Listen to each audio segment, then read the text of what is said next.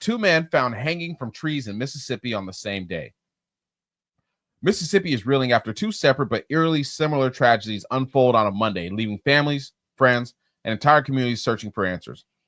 Within just hours of each other, two men, one a young college student and the other a homeless man, were found dead, hanging from trees in different parts of the state. The shocking find, one in Cleveland and another in Vicksburg, have rocked the public confidence, stirred demands for openness, and rekindled bitter reminders of racial violence in the South. The initial tragedy hit Delta State University in Cleveland, Mississippi. At about 7:05 a.m., campus police found a body of 20-year-old university student Trey Reed hanging from a tree by the pickleball yard. The report was confirmed by University Police Chief Michael L. Peer in a press conference, stating no evidence of foul play has been discovered to this point. First of all, as I keep reading this article, he was found both his legs were broken. Can't hang yourself that way. Anyways, the body of Reed was turned over to Boulevard County Coroner's Office, the Mississippi Bureau of Investigations, and other authorities to aid the investigations. As authorities look into it as a suicide, speculation is everywhere. Social media has been abuzz with theories and outrage, some pointing to evidence of physical abuse on Reed's corpse. One of visual messages reads, "Tell me, Trey Reed was found beaten with 3 broken limbs. What the hell kind of suicide is that?" The tragedy loomed over what should have been a week of pride in Delta State, the university having previously announced it would start its centennial observation on the same day. Called off all the observations and closed classes. Counseling services were available to students and staff. Our community is deeply saddened by their loss. Delta State announced in a statement, "We extend our heartfelt condolences to the family and friends impacted." Hours earlier at 1:30 p.m., police in Vicksburg received an alarming telephone call. The body of a male was discovered hanging from a tree in a densely forested area of the Armistar Casino. The coroner identified the deceased as Brandon White male, Corey Zucatis, 36. Zucatis was homeless. His death was confirmed by Warren County Coroner Doug L. Husky, who said, Zucatis had been discovered about 10:30 a.m., but released no further information. Little is to be learned about Zucatis' later days or the circumstances surrounding of his death. No evidence indicates foul play has yet been released by authorities, but the circumstance resembled to Reed's death, namely both men suspended from trees in the states of Mississippi within several hours of one another, has the nation in an uproar. Now, like I stated before I even let the article finish, they found Trey Reed. He was beaten and his limbs were broken, but somehow he hung himself. And so anyways, and they're always going to say it's ruled a suicide, ladies and gentlemen. And this is what they do. Whenever they find a black man or a black woman hanging in America, they rule a suicide. Just like the trucker that we reported. What was that? In the Carolinas, was it? Yep. North Carolina. And I'm going to explain to you why they call it a suicide. Because you went somewhere you shouldn't have been, nigger. You killed yourself. That's why they call it a suicide. There's been a multitude of hangings. Multitude. And they always say it's a suicide. And, you know, at this point, no one's going to protect us. No one's going to come save us. Carry your guns. And I'm suspecting it's mostly like here is probably somebody at the school, but usually it's the police doing it to him. Like the guy in the Carolinas, the police got to him. Usually they had the twins over in Georgia as well too. I mean, that was a strange situation. I mean, this has been a consistent, ongoing thing. We tend to find a lot of our people hung, things of that nature. It's just, I mean, to me, first they told his parents first they found him in his dorm room. That's where they first found him at. Then they later told him that he found him hanging from a tree. You know, I mean, so what's the truth? That's a huge jump right there between being found outside somewhere hanging from a tree and being found in your dorm room to being no signs of foul play, to being beaten with both your limbs broken.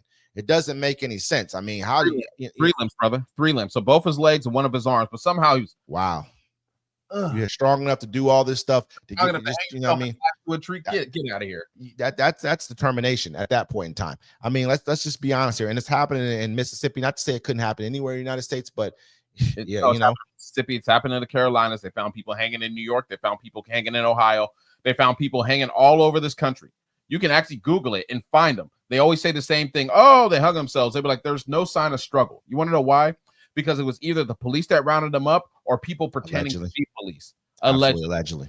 So this guy, Trey, it probably wasn't the police because he was beaten to death. He was lynched, he was beaten, and then he was hung from a tree.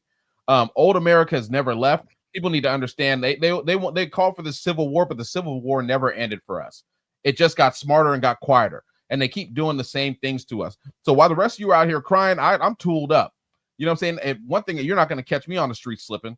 You're not going to run up on me on some BS. You know what I'm saying? People don't mess with me no more. I guess I just look angry and I'm ready for violence. It's crazy. People see me out and I smile. I'm always having a good time, but this whole place can burn. That's too bad, man. We're at a point right now to where there is going to be violence between, I understand there's going to be violence between the races. And this is where we're at right now. There's no turning back from this point because this is what they've wanted. This wasn't done. Some of these things I believe were done, like the Charlie Kirk, that was done to incite violence. I thought that from the very beginning. When I first saw that happen, I was like, this was done. These are all like conspiracy theories that I'm just bringing up, but this was done to incite, racial violence. People want violence between the races. You think so? Allegedly, you think I think maybe his own side murdered him. Who? You know what I'm saying? Charlie Kirk.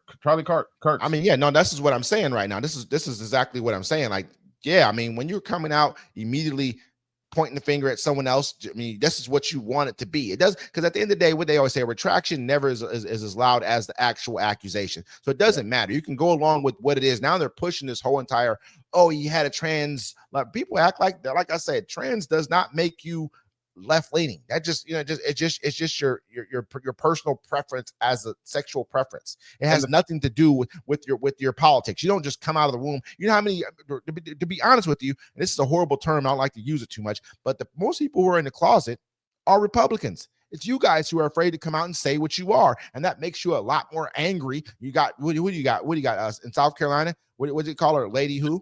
Lady G. You know what I'm saying? Like, there's a lot allegedly, and there's a lot of you. Hey, because if they can be like they know what they got over here, but as soon as they come, they probably got pictures, all kind of stuff. Yeah. I mean, even the Minneapolis shooter, the one, it was the same. There was the same school shooting that same day as Charlie's, right? Mm-hmm. That dude, he was right-wing extremist. He had all kinds of stuff, and they keeping that. They don't want to talk about him. You know what I'm saying? But it's like kid. They caused it was a kid, wasn't it? Yeah, it was a kid. Like, you know what I'm saying? Like, and this kid over here who shot Charlie Kirk, he was into guns. Everything about him was right wing. Everything about him, except for the fact that who he cared about. I don't think the sexual preference is a sign of which side of the political spectrum you're on. Like I said again, well, that's just like they just want to throw the trans in there because they need a target other than themselves. What were you saying earlier? Just to kind of wrap this up, you were saying something about a politician coming out calling for a ban on trans or to lock up trans people. You were talking about that. Recently, I can't remember his name. We can pull it up on the next. It's a woman. I believe it's a woman. It was a woman who's. I don't think it was Nancy Mace. It was actually a man.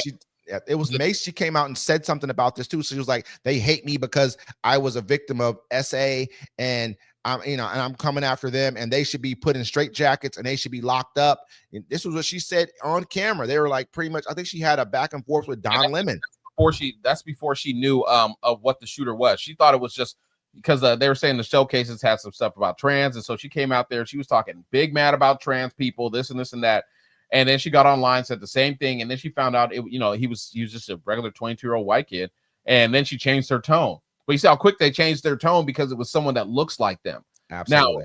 Now, and the only thing that saved us at the moment, you don't even understand. The dude on the subway, the guy that's schizophrenic, that stabbed the little foreign lady with the knife, they was coming for us. They're all monsters. They all need to go. They'll never learn. I'm gonna be honest. That dude is a monster. That dude was a monster who did that. Right? He does. He should never be let out of prison ever again. They should. I mean, but the whole thing is like this. They look at him and they see all of us.